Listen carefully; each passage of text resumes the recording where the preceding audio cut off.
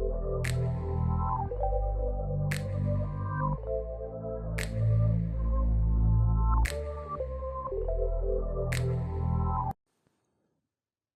वालेकुम स्टूडेंट्स, आज का हमारा टॉपिक है पॉइंटर्स अरिथमेटिक, जिसमें हम देखेंगे कि पॉइंटर्स किस तरह से अरिथमेटिक परफॉर्म कर सकते हैं और एरे के बारे में भी हम कुछ इंटरेस्टिंग सी चीज़ें देखेंगे। सबसे पहले हम प्रोग्राम के अंदर एक सिंपल सी एरे डिक्लेयर करते हैं और फिर देखते हैं कि किस तरह से हम इसके ऊपर अरिथमेटिक परफॉर्म कर सकते हैं पॉइंटर्स को यूज़ करते हुए।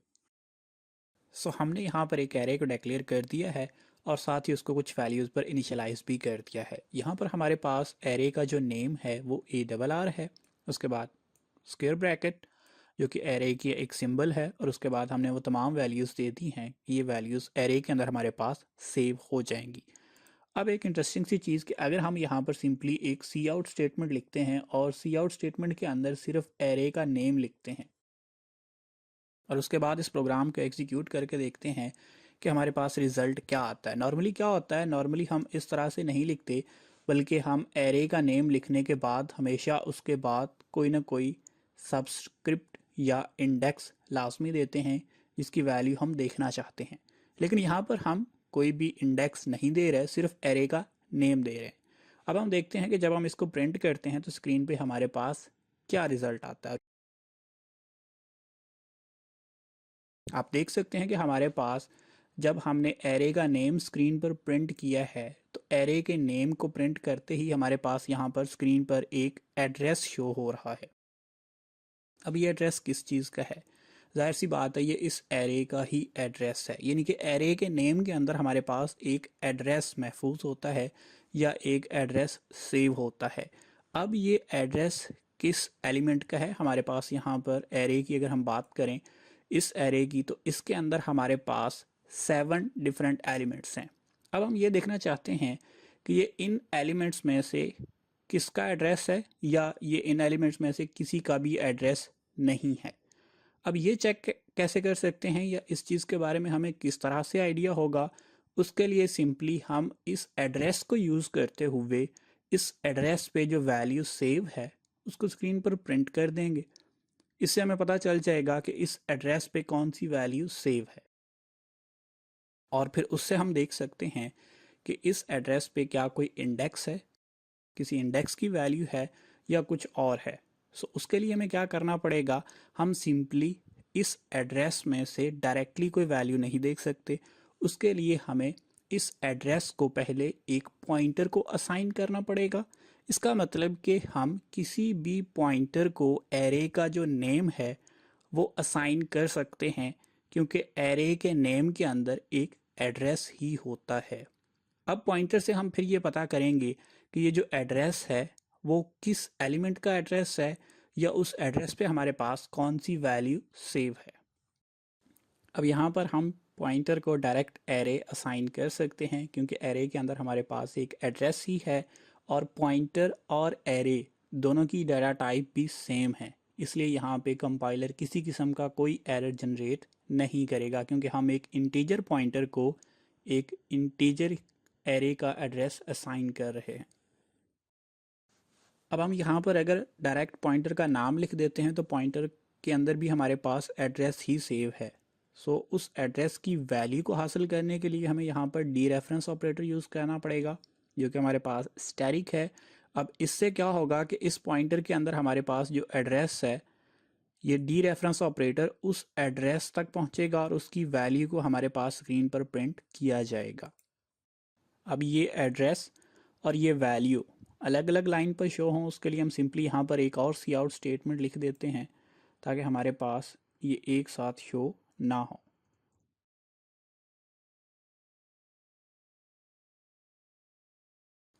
अब हम इसको एग्जीक्यूट करते हैं और देखते हैं हमारे पास कौन सी वैल्यू आती है। यहाँ पर हम देख सकते हैं कि हमारे पास ये जो एरे का नेम है उसका एड्रेस जब हमने पॉइंटर के अंदर सेव किया या पॉइंटर को असाइन किया और उसके बाद पॉइंटर की मदद से हमने उस एड्रेस पर जो वैल्यू थी उसको देखने की कोशिश की, तो हमें वो फर्स्ट वैल्यू मिली है। इट मीन्स कि हमारे पास एरे का जो नेम होता है उसमें जो फर्स्ट एलिमेंट होता है या ज़ीरो इंडेक्स पे जो वैल्यू होती है उसका एड्रेस एरे के नेम के अंदर सेव होता है।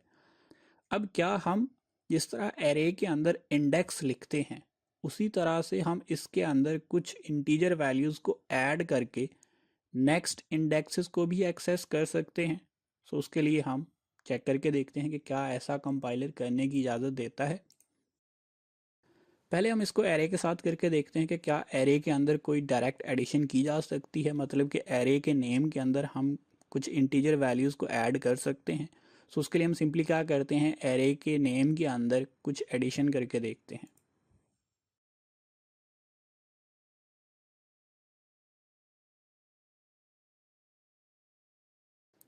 अब अगर हम इसको कंपाइल करते हैं तो कंपाइल करते ही हमें कंपाइलर एक एरर जनरेट करता है कि एरे के नेम के बाद कंपाइलर ये चीज़ एक्सपेक्ट नहीं करता। हमेशा वो एरे के नेम के बाद क्या चीज़ एक्सपेक्ट करता है, स्क्वायर ब्रैकेट्स एक्सपेक्ट करता है, और उन स्क्वायर ब्रैकेट्स के अंदर किसी इंडेक्स को एक्सपेक्ट करता है। तो यहाँ पर ऐसा कुछ नहीं है, सो कंपाइलर ने एक एरर जनरेट कर दिया। लेकिन अगर यही काम हम पॉइंटर के साथ करें तो पॉइंटर के साथ ये काम पॉसिबल है।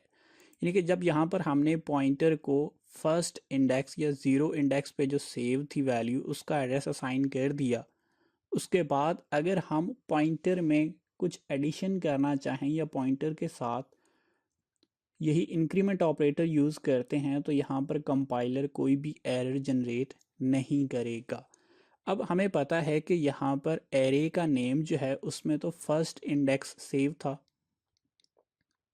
उसको जब हमने पॉइंटर को असाइन कर दिया है तो असाइन करने के बाद अब पॉइंटर के अंदर जो एड्रेस आया है वो फर्स्ट इंडेक्स का है।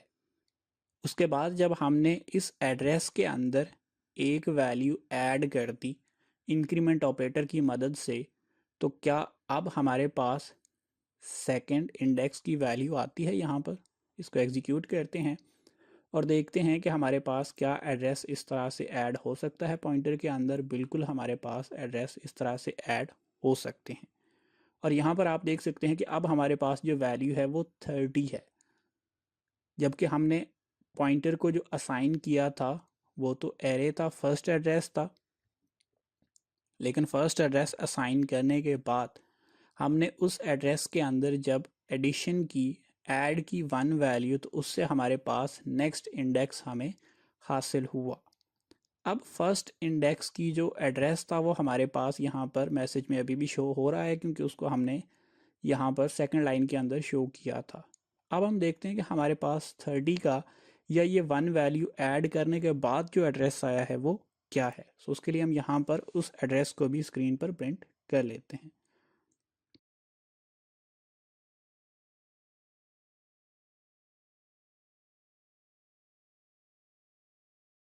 अब इस तरह से हमारे पास क्या होगा कि पहले जो एरे के अंदर एड्रेस है वो हमारे पास यहाँ पर इस लाइन की मदद से स्क्रीन पर प्रिंट हो जाएगा।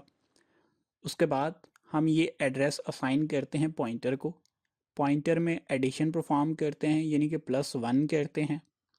उसके बाद हम एडिशन के बाद का जो एड्रेस है उसको स्क्रीन पर प्रिंट करते हैं। अब देखते हैं कि एडिशन में किस तरह से एडिशन होती है, क्या ये नॉर्मल इंटीजर की तरह एडिशन होती है या ये एडिशन थोड़ी सी डिफरेंट है नॉर्मल एडिशन से।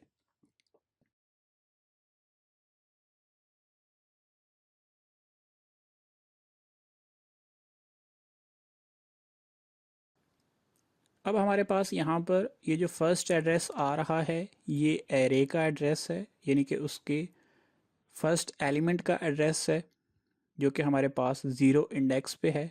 उसका एड्रेस हमारे पास ये है। उस एड्रेस के अंदर जब हमने इंक्रीमेंट ऑपरेटर की मदद से एक वैल्यू को ऐड किया तो उससे हमारे पास ये एड्रेस न्यू जो हमने हासिल किया वो ये है, और न्यू एड्रेस पे जो वैल्यू सेव है वो सेकंड एलिमेंट है और उसकी वैल्यू 30 है। अब एक चीज़ जो यहाँ पर नोट करने वाली है वो ये है कि हमारे पास जो फर्स्ट एलिमेंट का एड्रेस था वो 10 पर एंड हो रहा था और जो सेकंड एलिमेंट का एड्रेस है वो 14 पे एंड हो रहा है। जबकि हमने जो एडिशन की है, एडिशन में तो हमने सिर्फ वन वैल्यू ऐड की है। सो 10 के बाद हमारे पास 11 आना चाहिए था, लेकिन ऐसा नहीं होता। 10 के बाद फिर हमारे पास ये 14 क्यों आया, उसकी रीज़न ये है कि हमारे पास डेव सी प्लस प्लस के अंदर एक इंटीजर 4 बाइट्स स्पेस रिजर्व करता है। सो हमारे पास जो फर्स्ट एलिमेंट था वो इस एड्रेस पे था 10 पे। सो 10 उसका फर्स्ट बाइट था। उसके अलावा उसके पास 3 बाइट्स और भी थे, जिसको हम सिंपल सी इस एग्जांपल से अंडरस्टैंड कर सकते हैं कि फॉर एग्जांपल मिसाल के तौर पे हमारे पास जो फर्स्ट एड्रेस हमें 10 मिला है वो फर्स्ट बाइट का एड्रेस है, लेकिन इंटीजर तो 4 बाइट्स स्पेस रिजर्व करता है। सो हमारे पास टोटल 4 बाइट्स स्पेस रिजर्व होती हैं। सो फर्स्ट इंडेक्स जो हमारे पास सेव है उसका जो इनिशियल एड्रेस है वो तो हो सकता है कोई भी हो, लेकिन उसके अलावा उसके पास 3 बाइट्स और भी मौजूद हैं। जब आप पॉइंटर में +1 करते हैं तो वो आपको नेक्स्ट बाइट का एड्रेस नहीं देता। ये पॉइंट नोट करने वाला है कि जब हमारे पास एक एड्रेस आ चुका है उसमें हम पॉइंटर की मदद से अगर कुछ ऐड करते हैं तो वो 1 बाइट ऐड नहीं करेगा, बल्कि वो 1 इंटीजर वैल्यू के हिसाब से, और इंटीजर 4 बाइट्स लेता है। सो वो आपको नेक्स्ट इंटीजर का या नेक्स्ट वैल्यू का फर्स्ट एड्रेस रिटर्न करता है। इसी वजह से हमारे पास जो फर्स्ट एलिमेंट का एड्रेस 10 था, नेक्स्ट एलिमेंट का एड्रेस 14 आया है, क्योंकि एक इंटीजर 4 बाइट्स स्पेस रिजर्व करता है। सो वो 1 बाइट ऐड नहीं कर रहा, बल्कि वो 1 इंटीजर जितनी स्पेस रिजर्व करता है वो 4 बाइट्स है, तो वो उसमें 4 ऐड करके आपको नेक्स्ट इंटीजर वैल्यू का या नेक्स्ट इंडेक्स का जो एड्रेस है वो असाइन करेगा। सिंपल वर्ड्स के अंदर आप ये कह सकते हैं कि वो बेसिकली बाइट्स के हिसाब से उसको ऐड नहीं कर रहा, बल्कि वो उसको इंडेक्सेस के हिसाब से ऐड कर रहा है। यानी कि अगर आपके पास पहले 0 था तो उसमें आप +1 करेंगे तो वो इंडेक्स के हिसाब से आपके पास फर्स्ट इंडेक्स आ जाएगा, ना कि वो आपको नेक्स्ट बाइट देगा। इसी तरह से हमारे पास इसके अंदर सब्ट्रैक्शन जो है वो भी की जा सकती है। अगर हमारे पास 2 पॉइंटर्स सेम एरे को ही एक्सेस करते हैं तब हम उनकी मदद से सब्ट्रैक्शन भी परफॉर्म कर सकते हैं। तो पॉइंटर अरिथमेटिक जो है वो मशीन डिपेंडेंट है, डिपेंड करता है कि आप कौन सी मशीन यूज़ कर रहे हैं और उसके अंदर इंटीजर कितने बाइट्स स्पेस रिजर्व करता है। सो होप सो कि आपको अंडरस्टैंडिंग हुई होगी। अगर कोई क्वेश्चन है तो आप लोग पूछ सकते हैं।